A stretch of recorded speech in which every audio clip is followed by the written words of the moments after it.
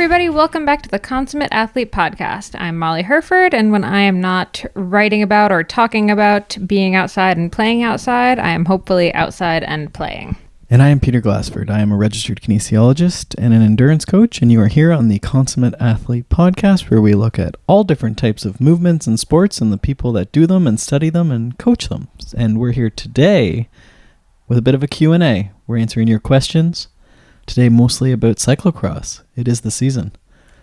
I feel like every week I make fun of your intro, but I never volunteer to do the what is the consummate athlete intro, mainly because I would end with like the show where everything's made up and the points don't matter, whose line is it anyway style, so we'd never get anything accomplished.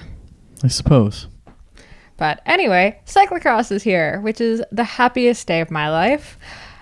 You might have gotten your start in mountain biking when it came to getting onto bikes, but for me, cyclocross was the thing that made me fall in love with biking and really kind of drew me into the community. It's where I made all of my best friends. It's, really the sport that kind of put me, I'll say on the map as a cycling author and journalist. It's, just where I got my start in the world, and I love it so very much.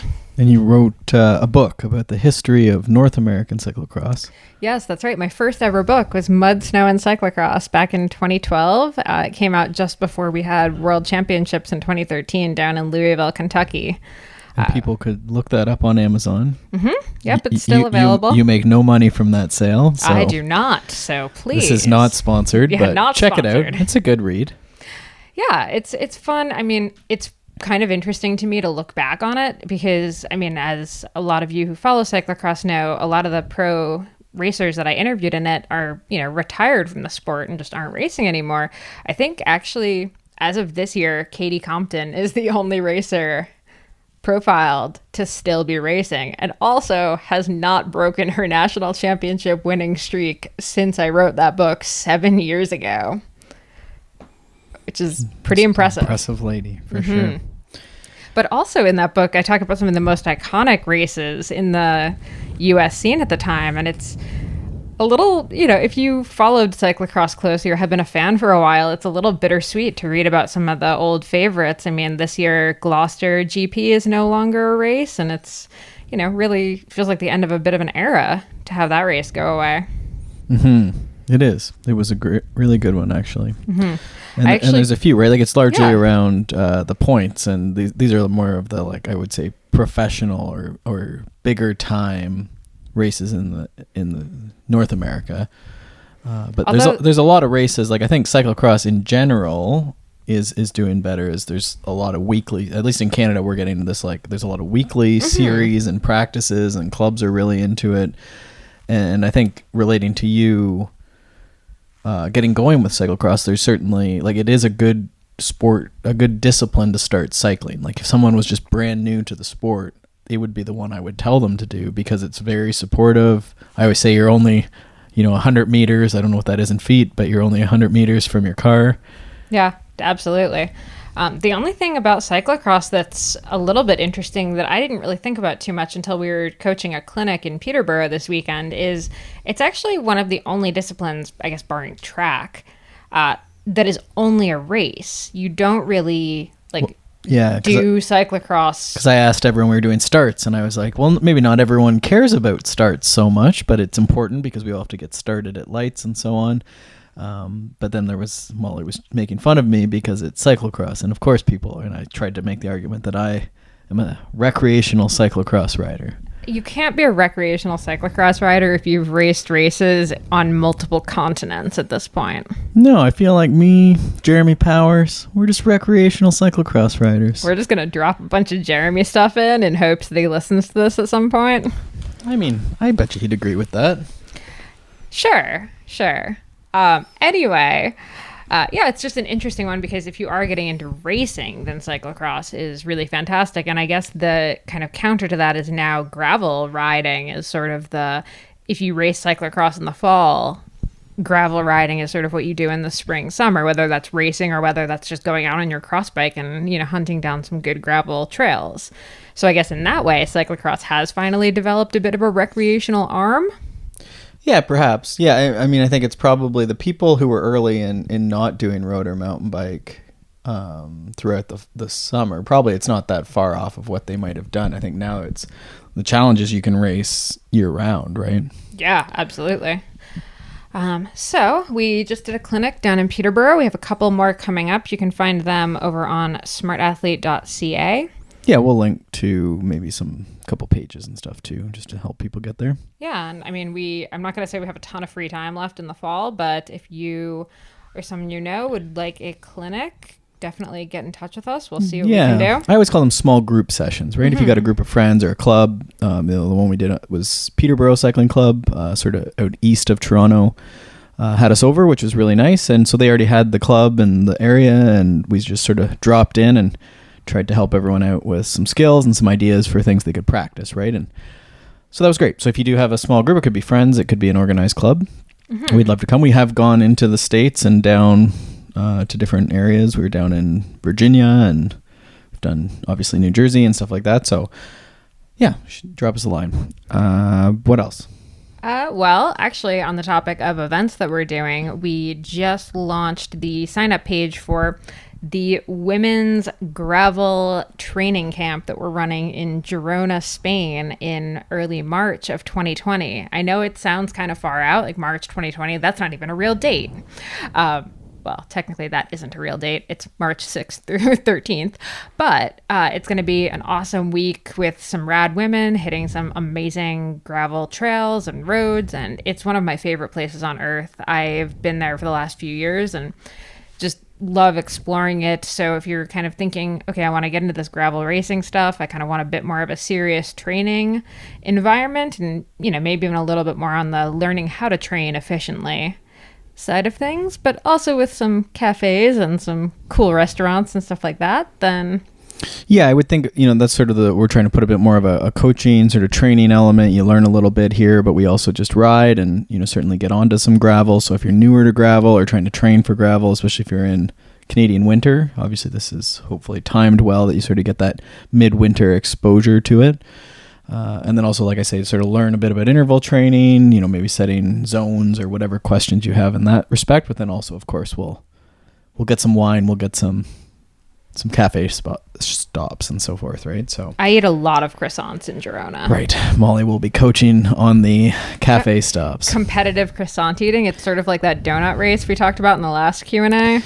Well, maybe it's like a quality over quantity type thing. With that, probably. Maybe. Probably a better way so of we'll link to that. We don't want to belabor that, but that is current events, I guess. Yeah. So, want to dive into this Q&A? Yeah, I think so. Maybe just even before we didn't really talk for any listeners that haven't done cyclocross. This is sort of you're taking a road bike with the drop handlebars. You're going to like a local park. You maybe have some knobbier tires on, and you run around that park. So you're going to ride. You're going to have to jump off and run up a hill. It might be muddy. It's a really nice fall sport. It's pretty big in Europe. Would you add anything to that rough definition? I feel like that's an excellent rough definition. Great. And we've had Katarina Nash on talking about cyclocross. Who else have we on? We had Ellen Noble. We had Bill from CX Hairs, who's also with the Wide Angle Podium Network. So he has a great podcast mostly about cyclocross and also does a bunch of videos for cyclocross. So that's cxhairs.com. But definitely Bill was on. We had a bit of debates about things in cyclocross. Whether you should run for cyclocross is always the question.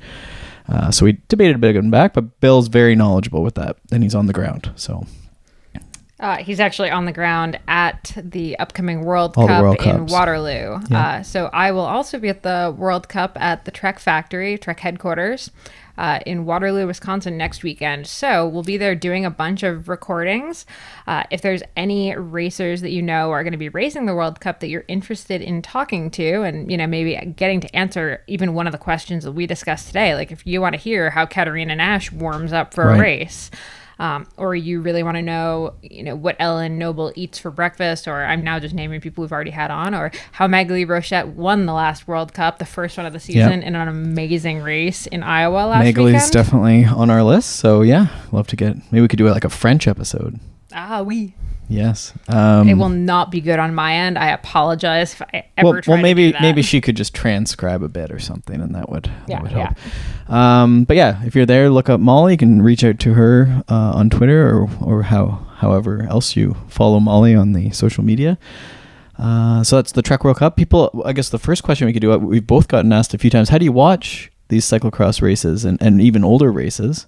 Oh, yeah. So I would say we said cxharris.com. It's a good place. A lot of summaries and race highlights that Bill does. Yep. I also do a fair bit of reporting for Flow Bikes, and right now they actually are the ones that have the broadcast rights for the Canadian viewing for the World Cups this season. So if you're in Canada and you want to watch them, Flow Bikes, it's pretty inexpensive. You get a ton of other stuff in addition to just cyclocross And you can go back. content. Can you watch last year's? Yep. And you were doing some like weekly update, something like that, right? So you can watch Molly do some talk show-esque stuff about cyclocross. That's flowbikes.com. And then free is the UCI YouTube. So UCI, you type that into your YouTube. Okay, here's where we're going to get a little sketchy, though. It's actually not available in the US. Okay. Actually, so some of them are. Some of them are broadcast on NBC Sports in their cycling package, so you do have to look that up. The UCI channel broadcasts it for some countries. So that you may hit a wall there trying to do that, and then for the US folks, they're going to look at NBC. NBC. Is there another Sports. way? Maybe if you're like an internet savvy person, there's like a way you could pretend you were in another country or something. Yeah, that'd be great if you could do that. Right. I've never heard of how to, but anyway. Any other ways you can watch cyclocross? I mean, really just YouTubing. Like, what would you YouTube? I would YouTube like Svennis. Was Svennis on YouTube?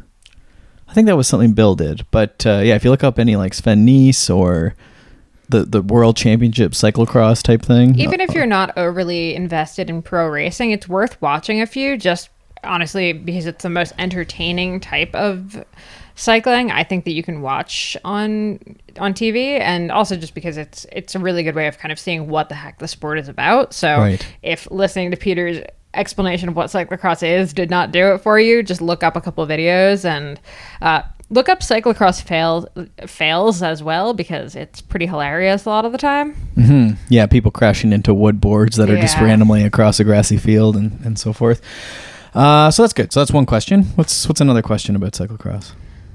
Best warm-up for a 45-minute race. So that's important. Cyclocross is also short. We didn't talk about that. So the other nice thing about watching and racing, especially in the fall when it's probably snowing or raining or something, is it's a short discipline, very intense. So you start as hard as you can. You just try and hold on for dear life while jumping on and off your bike and cornering on slippery surfaces. So you got to warm up. So what does that look like? Well, if you're super pro, you have a nice little tent that's been walled off for you, maybe even has a heater blasting, and you have your smart trainer plugged in to give you the exact workout that you need to do to get dialed in for your race. Why don't we do, I always find that like I start rambling on, so why don't we start with that? Let's start at the like, you're well supported, you have a lot of resources at hand. This could be like you're a contractor and you just happen to have an enclosed trailer, or you are part of a team or club. So you have a tent. So you're going to get to the venue early, right? And then usually there's like a pre-ride window. So a lot of people in this scenario would take one of their bikes out. They'd maybe be wearing like some rain pants if it was wet. Just try and stay dry and cold. They'll survey the course. So not too much intensity, just surveying the course. Maybe one section they go a little faster, but nothing. They just keep it cool.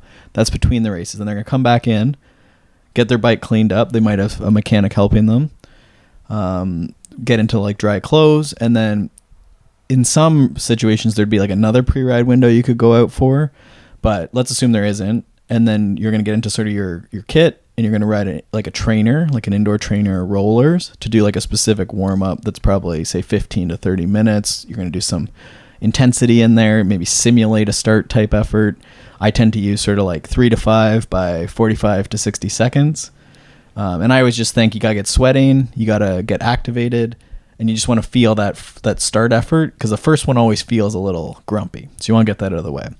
So that's like the peak. Now, if you're me and you don't have that, show up at the race. I was going to say, like, now give us the, like, rough and tumble. And this is generally assuming the weather's not good. When the weather's better, then it's a little more flexible. You could go ride a lap, pre-ride, maybe do some intensity on the course, go ride around warm up a bit as the race starts approaching, go to the line and start, right? Like that's a nice, pretty flexible thing. If the weather was poor and you were like, maybe you have your trainer at your car, a lot of people have this set up, then you would just sort of do the same thing, I guess. You could go, but if you don't have a lot of like means to clean your bike and fix your bike, I think you got to be careful with the pre-ride. So you might have like a B bike that you could ride on the pre-ride, and then even if it doesn't get clean, you could put it in the pits. You're allowed to switch your bikes in cyclocross, which is an interesting thing as well. So that B bike you might pre-ride, maybe you can spray it off a bit, maybe not, put it in the pits, and then you have your A bike that you can like warm up on the road or the driveway or the trainer. Similar type of warm up, get to the line, try and stay warm, coats are on, throw your coat off before the start. What else have I done? Well, I was going to actually ask on the counter side to all of that, what is like, I know it depends from person to person, but what point do we start tipping into like, you've done too much, don't do this much? Because I think a lot of people tend to, I'm actually going to say over warm up for cyclocross. Yeah, and it depends a lot. Like, I think a lot of people, like, they haven't ridden. This will be a common answer throughout today, I think, too, is you got to ride cyclocross, you got to ride off-road, you got to ride that bike, you got to do some intensity. A lot of the questions are answered by, like, have you been riding off-road, riding the way you intend to? So people get to the race and they want to ride the course a lot because they're nervous about the features. So your warm up, your preparation in the weeks and months ahead hopefully includes that. And if not, then that's your homework. But definitely like when it gets out to those like 2 and 3 hours, your sort of like heart rate's up over, 100 beats and you're riding the course and then riding around and riding the course and riding around. I think a lot of people end up at that start line like pretty depleted. Yeah, exactly. Yeah. So you got to be careful. You definitely have to be careful. And the course often changes and stuff too. So I've gone to a bunch of races where I've just sort of walked around the outside of the course, cheered people on, took a look at the lines, and then warmed up on the road and then started. Sure. Or maybe while you're walking around, you're like, oh, there's like one sketchy chute. And so I can like warm up on the road, but then like walk my bike maybe over. And then when the course is open, you can like ride the one chute, get off the course, quickly clean your bike with like a rag because it didn't get super muddy, back onto the road. Right. So it's an odd like balance of like being ready for the start, warmed up, being not fatigued from the day, fueling throughout that. It's a little different than like a mountain bike race or something where you have this long period you're on your feet, maybe you're chasing, you have kids racing or something, right? So you got to be fueling throughout that, but then also just managing equipment, managing energy. Mm-hmm. So hopefully that you sort of have that base warm up that you're always going to ideally have like close to the race with some intensity, and then you're going to have this pre-riding challenge that you have to fit into the morning or the day before, or you just sort of chunk those pieces together as best you can. Yeah, and I will say my add-on, and someone joked at the clinic we just did that I mention this every time we're talking about cycling, kind of in a day, like a full day basis. I'm going to say, if you pre-ride in the morning, especially if it's wet, please change your kit before, like between stuff. Yeah. Please don't start your day at 9 a.m., get your kit soaking wet, and then hang out in that chamois until your race at 4. And that's what I mean. It's such an equipment thing, right? So you might have to, maybe you're in rain pants and like your old kit or something, and no one can see it because it's like under a rain suit. And then that stuff goes into like a garbage bag. Yeah, exactly. Or a bucket that you're going to just keep it rinsing in because it's really muddy. And then you like put on your good kit, warm up on a trainer or on the road, wearing a coat and stuff. Tear that stuff off at the line. You look really good on the line. You start and then you're instantly muddy, but you're racing, right? And it's important because a lot of people, we have questions about racing twice in a weekend, and then everyone's racing like every weekend through the fall. All this equipment, the stuff adds up, right? Laundry, bike maintenance, and then also if you're going to develop a saddle sore from riding, essentially you're on your bike in your chamois 4, 5, 6 hours at a cyclocross race. And frankly, I will say of all of the sports, cyclocross is the hardest on your stuff. I meant, like I was talking in other regions, but it's hardest on everything. Yeah. Especially cyclocross as the season gets on and it is cold and muddy and wet and stuff. Like, especially when you start factoring in, remounts, and no matter how gentle you try to be on them, there's still going to be some accidentally you hop a little too hard, you catch something in the wrong way. Like it's hard on your nether regions. So please just give them some TLC. Yeah. Okay. I think and a few. rant. So I think that's warm up. Let's move on, because I think some of those same topics of equipment and energy maintenance and stuff like this, especially as the season goes on, comes up. Yeah. So I think the second run, we kind of touched on some of the stuff, but I want to talk about how to approach course previewing, because a lot of people think that it's just like, how many times can I ride around the course? Yeah. And I want to talk about, how do you look at stuff critically? Like when you're pre-riding, what are you looking for? What are what chunks of the course would you go back on? What are you thinking about as you go? So again, at the peak, like an elite person would maybe be there early in the morning and try and get like 2 and 3 pre-ride windows in, and then, recover, change, do their warm up on trainer, and then race. Yeah, I was going to say, actually, a few times when we worked with Aspire Racing, which is the team that had Jeremy Powers and Ellen Noble, if we stayed close enough to the venue, there were days where they would ride over in the morning, right, do a lap, and then ride back to the house for a couple more hours of just chill time. So, I mean, a lot of people's races are not going to afford them the time to do that, but if you can, that's awesome. Yeah, and then there's also the day before, potentially, you could do it, and that might be a good argument some weeks to, if you're going to pick, there's often in cyclocross, again, we're sort of explaining the sport as we go, Saturday, Sunday races at the same venue is not uncommon. So if you were getting late in the season, we only have so much energy, so much time, so much money. Maybe you don't race on the Saturday, but you can get in there to do some pre-riding Saturday, cheer on your friends.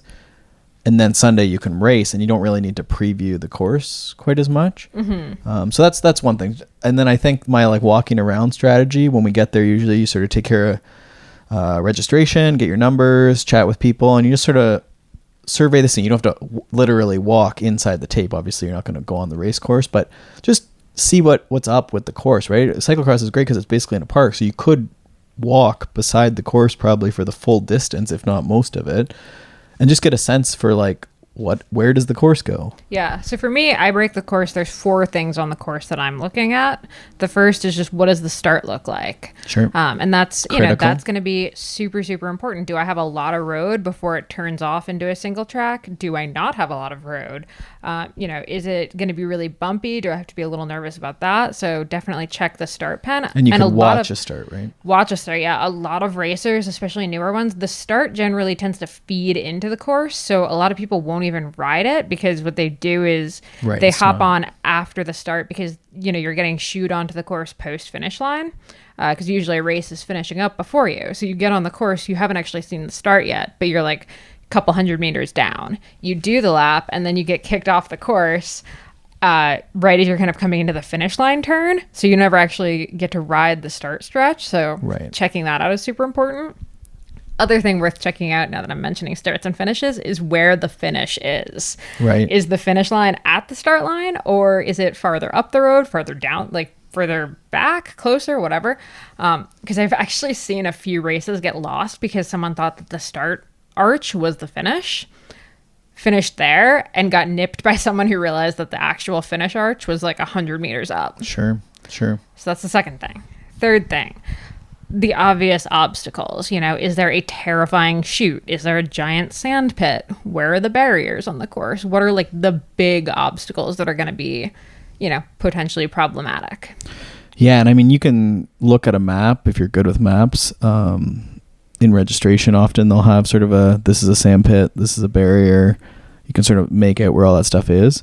And then I always just like talking to people. Some people get freaked out by talking to people, but I don't really trust what people say often. But I like to see what people are talking about. It was really slippery, or watch out for turn 2, or the barriers are really high, or right. So I was really fortunate at mountain bike provincials. Actually, Mark Brousseau, who's a athlete I coach, he actually had done a lot of pre-riding. So he actually gave me an amazing turn by turn of the entire mountain bike course, and it was really good actually.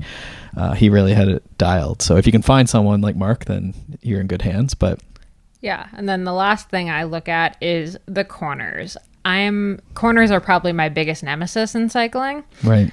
So for me, actually really looking at corners, and in a pre-ride, you really have to think about the corners, right? Because you're not riding as fast as you're going to be when you're racing. So it's real easy to steer your bike through the course without really thinking through how the corners are. But like actually take the time as you're slowly going around to look and think, how is this going to be at speed?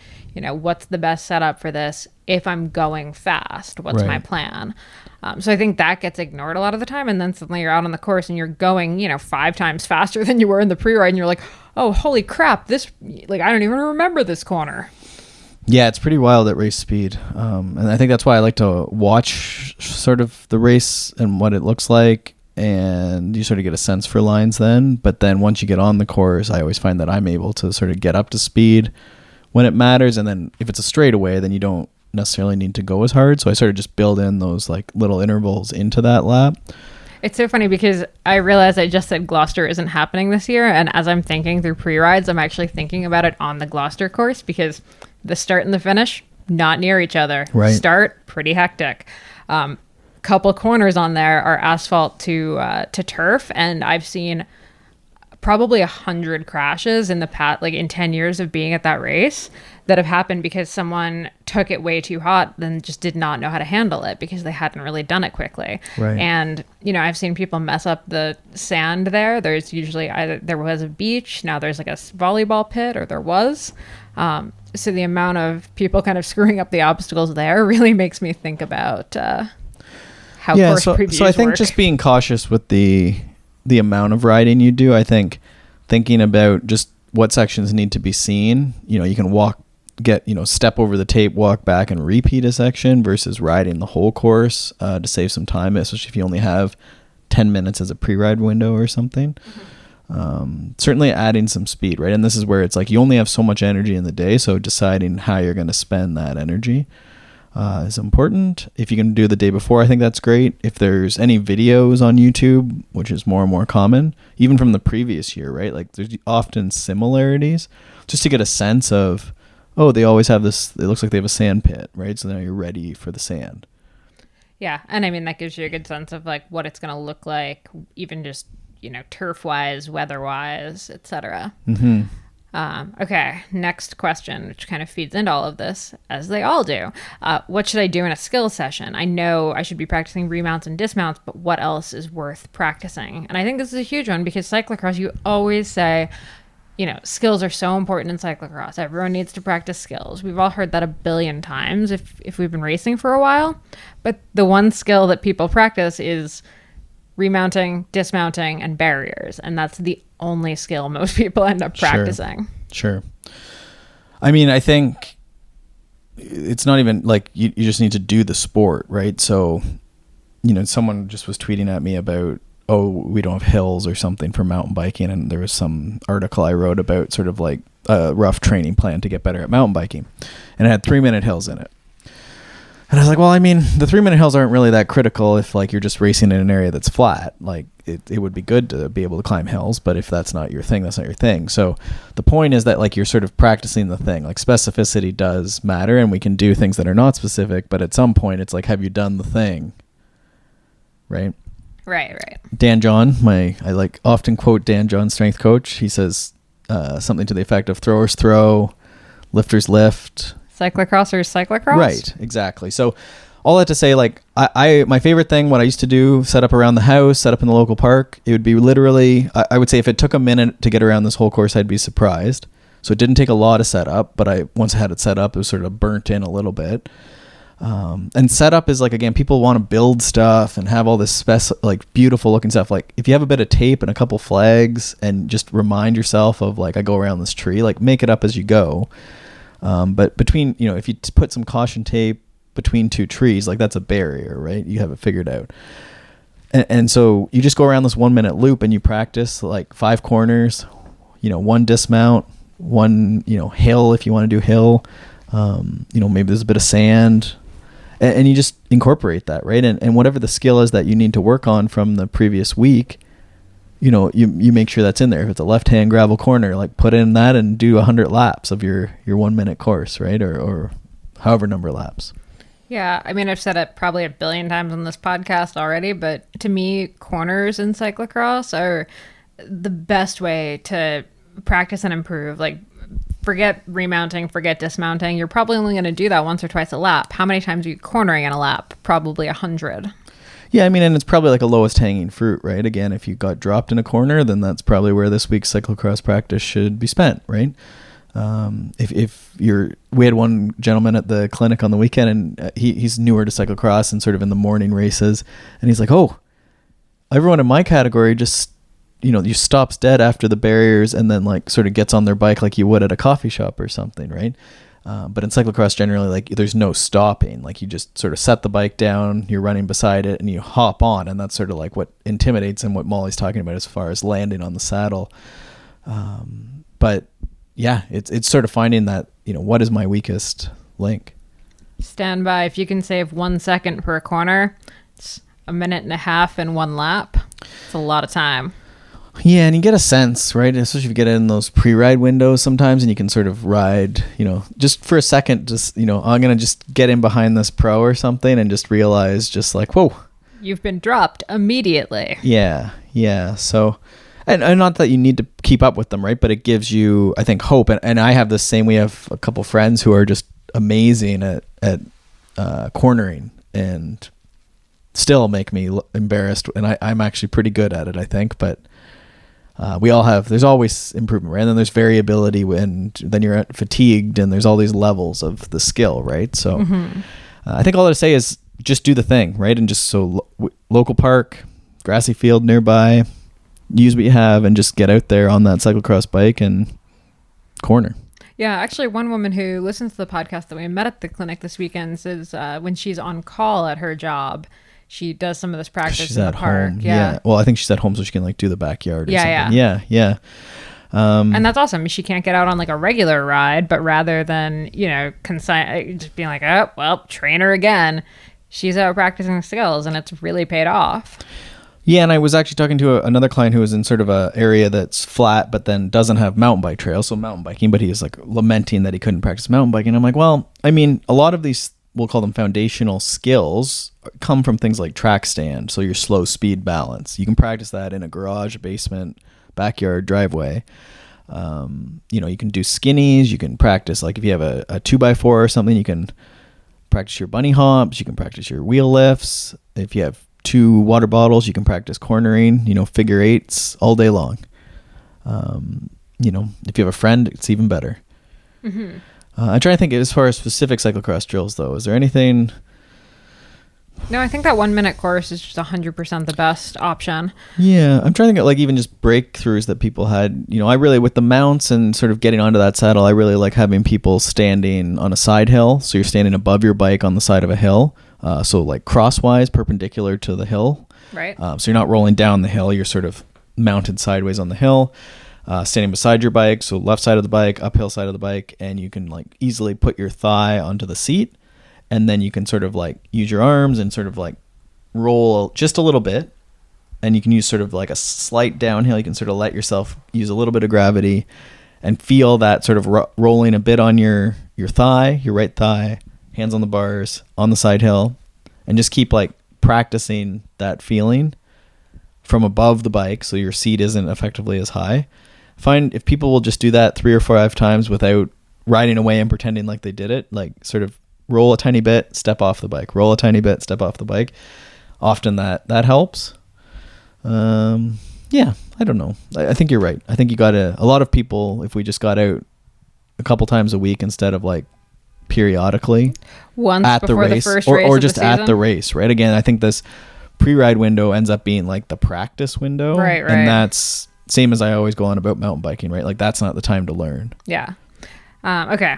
If you've had a bad crash recently, what are some tips to get over that hump mentally? This is a super hard one. Like, I mean, even a crash where you didn't end up hurt can really rattle you and make you, super tentative. And in cyclocross especially, like it's hard when you're tentative. That means you're, not going to be able to get up and over stuff as often. And honestly, a lot of the time it's going to be less safe. Yeah, it's very tricky.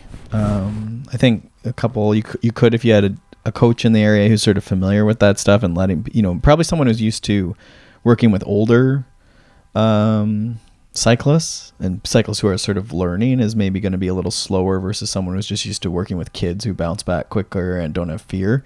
might be able to just sort of lead you through a progression and, you know, give you confidence. And because a lot of it is like seeing, oh, I do know how to bunny hop. I've just like tried something that was a little bit of more risky and I screwed up, but I still know how to bunny hop. And then we sort of start with the stick on the grassy field and we keep progressing. If say you crashed on a barrier hop, which would be advanced and you're a tremendous athlete, but that would be something where we could start really safely, no distraction, no other people around, and then gradually get you back to doing that in a cyclocross race or something. Yeah, and I mean, I think it's important to remember that there isn't like a timeline for coming back from something like this, right? Like, there's no one set, oh, within a month you should mentally be reconnected to training and feeling great about it. And I mean, there's nothing wrong with wanting to talk to someone like at sports psych and kind of work through some of this stuff, because, you know, some people might bounce back the next day and be good to go, but, you know, for other people, you know, I'll admit, like, I've talked to some people who crashed once and like they stopped riding. So,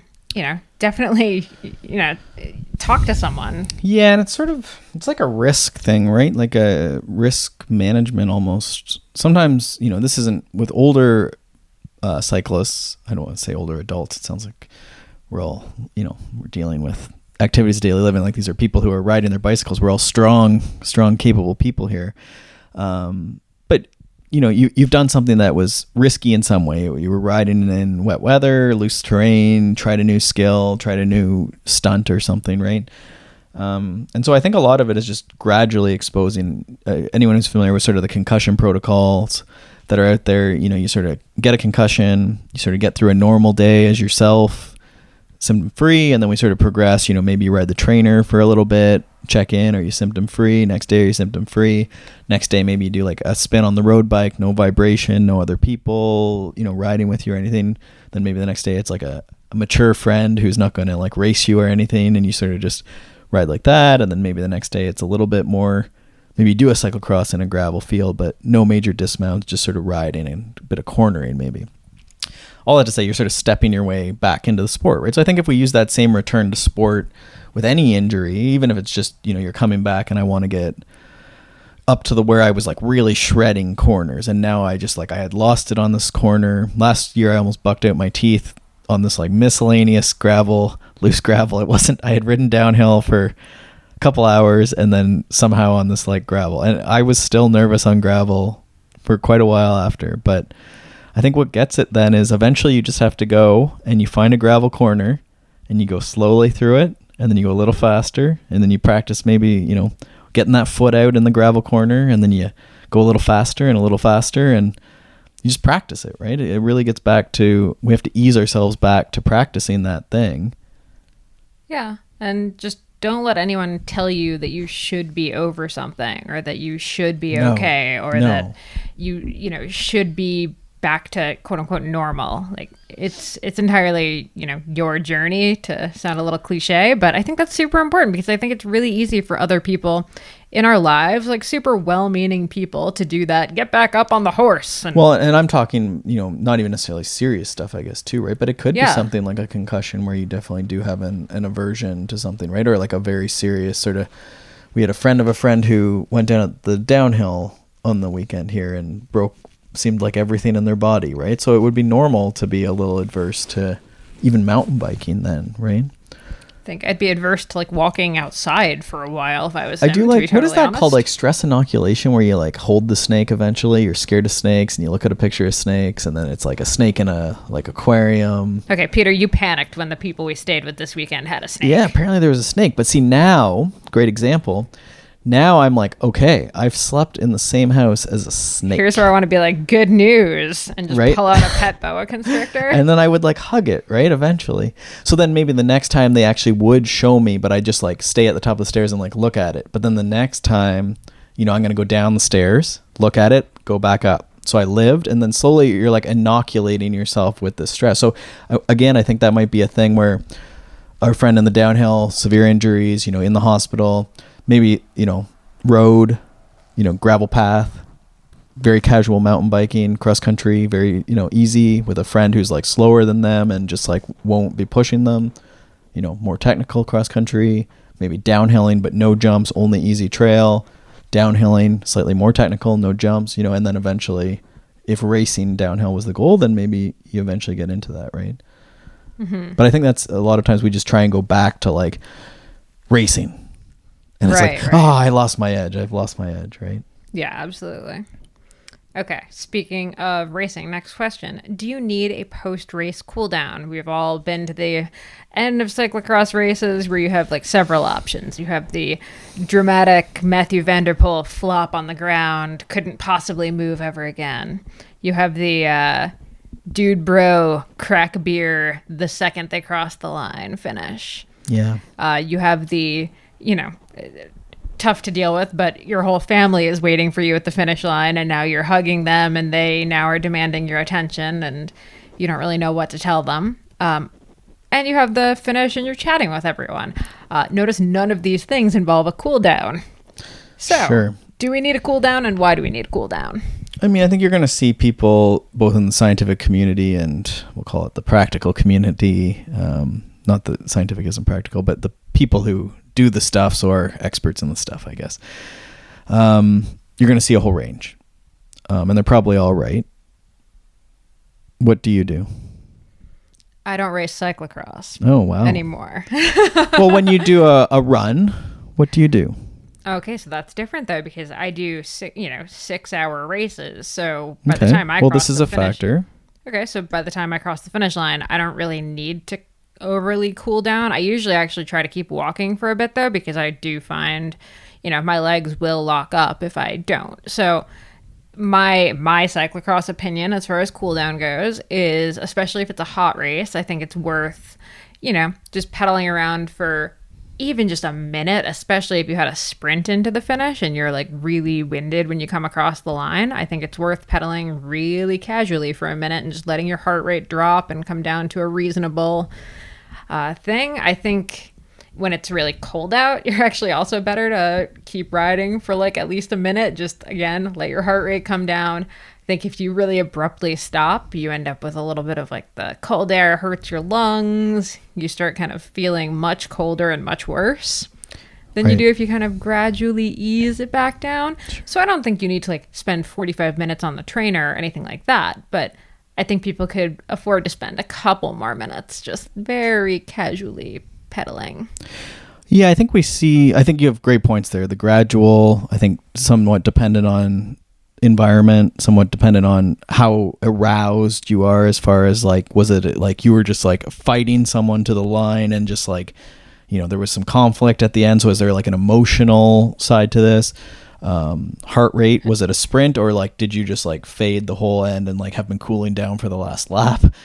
In the emotional one, it really helps to ride away for 2 minutes, because it will remind you that it's just a bike race and you don't need to punch that guy. Well, and that's what I'm thinking. So I'm thinking like, if we could say, okay, do I need to cool down? Then if anything is rated as high, I would say you probably need to cool down a little bit, right? And I don't think this needs to be the like pro, like on the Instagram on their phone, like cooling down on the rollers for like 6 hours after the event because they won the race. Getting a little saucy there, Peter. I don't know that there's good evidence for that, but those pros may be trying to tack on some endurance to the end of their race. And I think that's usually where that maybe could be explained away. I don't know that's the case for a lot of us who have to get home and go to work probably the next day, or have kids organized into birthday parties, right? So I think we got to think about that total energy requirements of the day. We already talked about all the things that happened beforehand. We got to get there. Kid gets dropped off at the birthday party, and then we're there, and then we're previewing the course. Peter says I need to walk the course, and then I'm going to ride the course. Then I'm going to clean my bike. Then I'm going to warm up on my bike. Then I'm going to race my bike. Now I'm going to go on this extended cool down.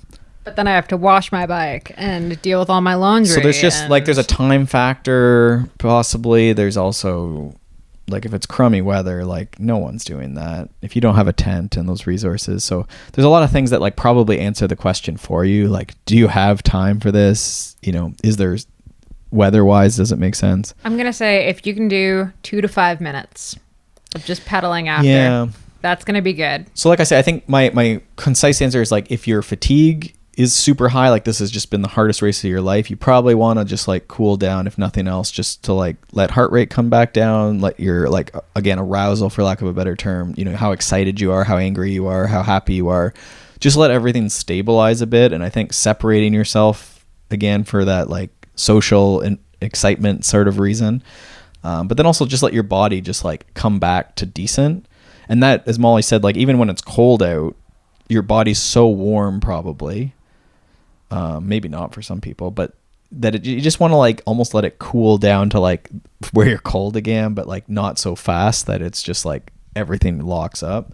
So I think there's probably good evidence, but like Molly says, it's probably spin around the venue, the warm-up circle, the whatever it is, the park for 10 minutes.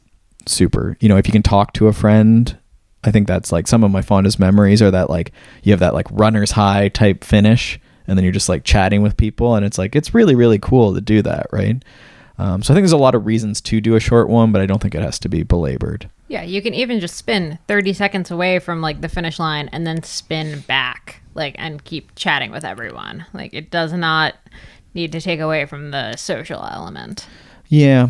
I wish more people would do the like, you know, thank you and like pat the people on the thing and then go and just like get set, like some quiet, like from away from the race for like 5 minutes. Just decide how you're going to present yourself.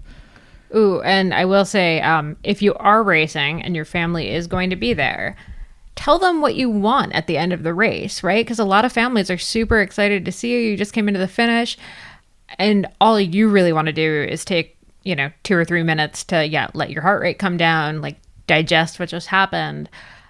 But your family is so excited for you. So I think it's really good to just like set the expectation of like, hey, if you're at the finish, that's amazing. I'm so happy you're going to be there. Thank you so much. I'll be back and I'll like circle back to you in like 2 minutes. Right. Just going to take me a sec to all cool these off. Social things. We're just trying to pedal a bike. I know. But this is... No, you're right. You're 100% right. I'm just saying. I am 100% right because it almost broke us up in the first couple of years of us dating. So... Right. Set those expectations. All right. The last thing before we go, I just did an article over on my website, theoutdooredit.com, on my favorite cheap gear hacks for cyclocross. And I wanted to just talk about a couple of them because I sincerely believe that all of these like sub $20 things are just like game changers for how much more comfortable you're going to be during the cyclocross season.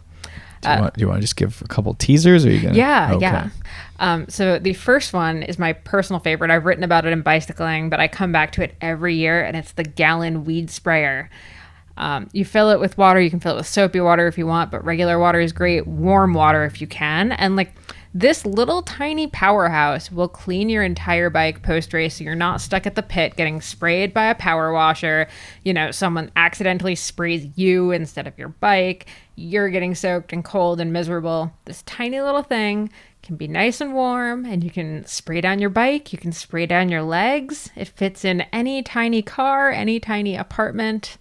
It is the best $15 you will ever spend. And those are at like TSC, which I think is North American TSC, wide. Home Depot. You can get them on Amazon. I have a link to our favorite one. It's like 1.5 gallons. It's $15. And there's a couple companies, like if you want to spend more, there's a couple companies that make like more turbocharged ones too. But the little one works fine. Yeah, I mean, that's what we use here at our little condo too, is actually just one of those. You know, we'd go to the car wash or people's houses that have hoses if it's a big job, but it's surprising with like, especially if you have a bucket of suds too, you can sort of do, and you can leave that just, you know, at the bumper of your car if you need to. And again, for that pre-ride window, you know, if you focus on keeping your bike a little clean and just not plowing through sand pit or plowing through a mud pit, it could definitely, for that solo rider, right? Exactly. And then the other one I'll tease with is actually a pack of latex gloves. So first use. If it's raining, they're super nice to wear under your gloves for pre-rides. Your hands don't end up soaked. It's awesome for that. Other awesome use in cyclocross, embrocation application. Say that 5 times fast. So embrocation is this lovely heating balm that people put on their legs because you can't really wear leg warmers when your legs are going to get soaked. So they put on this stuff that makes your legs tingle like crazy. But if you put it on with your hands, unfortunately, your hands are going to tingle like crazy, as is any other body part you touch. So whether you use the porta potty, whether you go to adjust your glasses or eat something like a donut, It's not... As one does before the race. As one does before the race. It's not going to go great. So if you put on latex gloves to apply your embrocation, you're not going to have that issue. It's also good for mechanics, too. Exactly. Yeah. That was my third and final point. If you have to lube your chain, if you have to make any kind of like... Because you're touching metal, right? So it sort of gives you separation. Exactly. And just frankly, especially when it's cold outside, once you have grease on your hands, if you're not in a venue that happens to have hot running water, which is not many of them, you're going to have greasy hands for the rest of the day.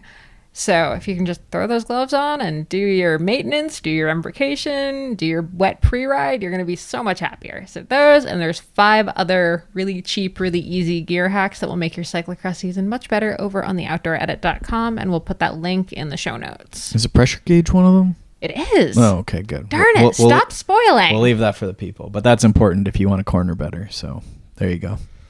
All right, guys, if you have any other questions about cyclocross, if you have any people that are going to be racing at the Trek World Cup that you want us to reach out to, all of that fun stuff, please get in touch over on theconsummateathlete.com.